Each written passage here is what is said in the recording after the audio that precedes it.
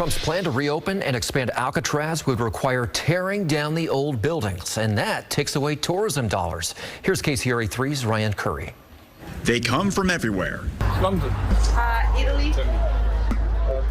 Far and near.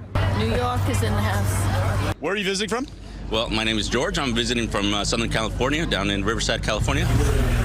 For a journey once taken by hardened criminals. We went from about, I think, maybe 50,000 people in the first year we were open, starting in late '73. And just before COVID, it was almost 1.5 million. It's like this every day. Dozens of people line up to board that ferry over to Alcatraz Island.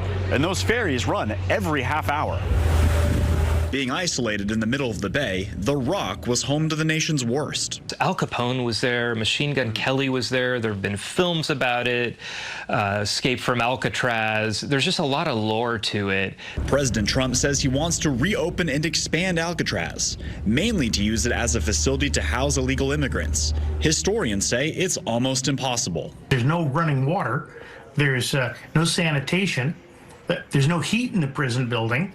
It's a teardown if you want to rebuild it.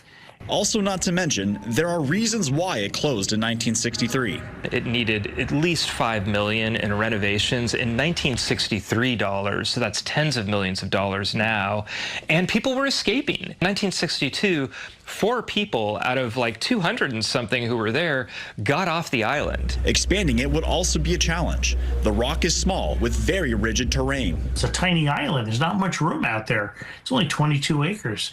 The director of the Federal Bureau of Prisons says he would look to implement the president's plan.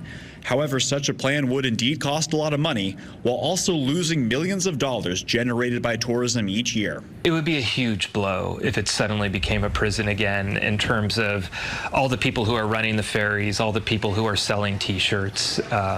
Alcatraz is an important part of our tourism. In San Francisco, I am Ryan Curry. So it has no utilities, and historians also say it would be expensive shipping over supplies like food and water.